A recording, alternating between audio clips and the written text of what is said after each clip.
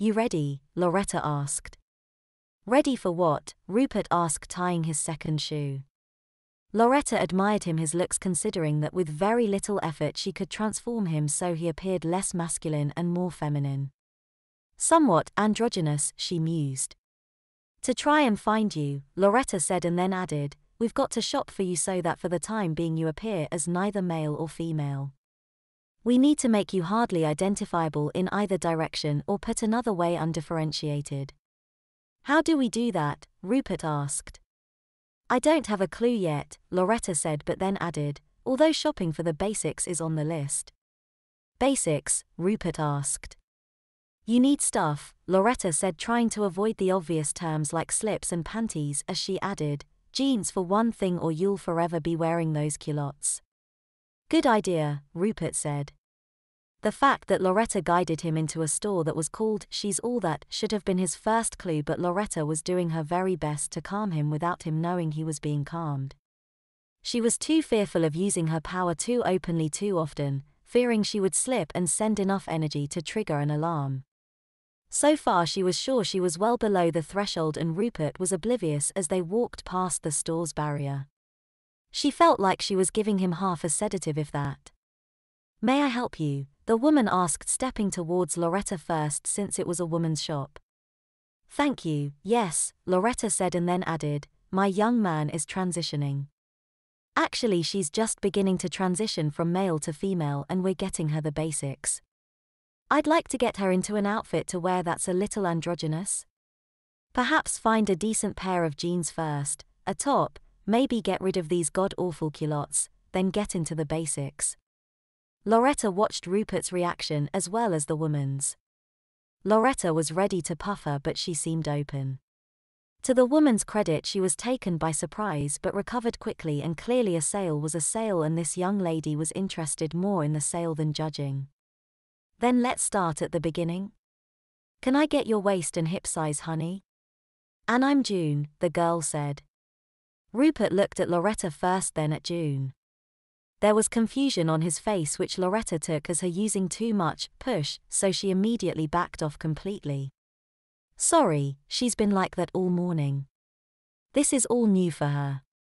She's a 22-inch waist and 26 hip. And we're going to need a training bra for a 26-inch chest with a B cup, so if I may, can we start there? Loretta said. I understand, June said, and then asked, front closure or back? Front, Loretta said, and then added, might as well make it easy for her.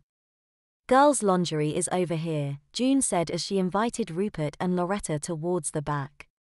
The store was vast, and Loretta grabbed a cart as she began to follow June to the back.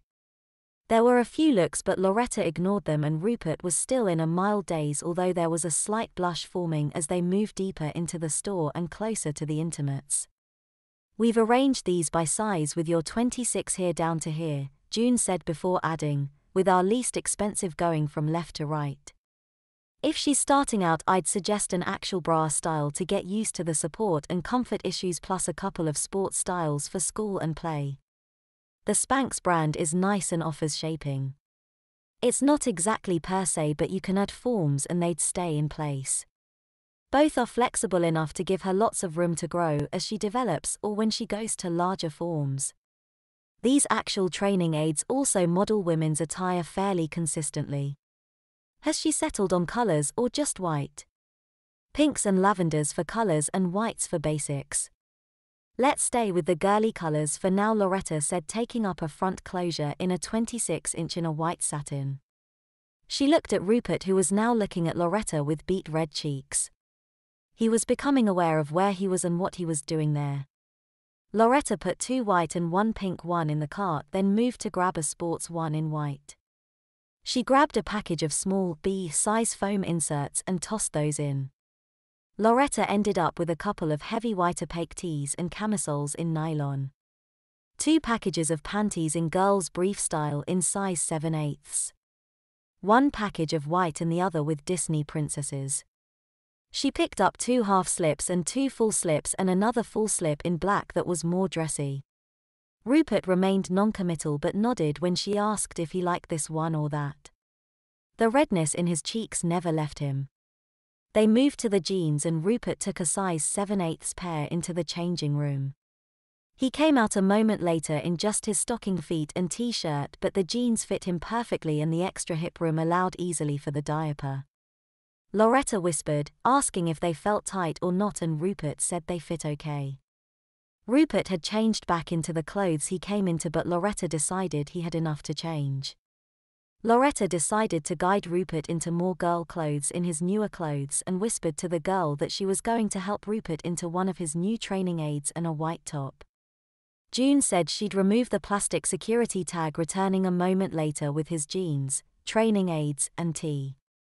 Rupert and Loretta went into the changing room and Rupert knew exactly what Loretta wanted the instant she walked in with his clothes, handing him the bra first.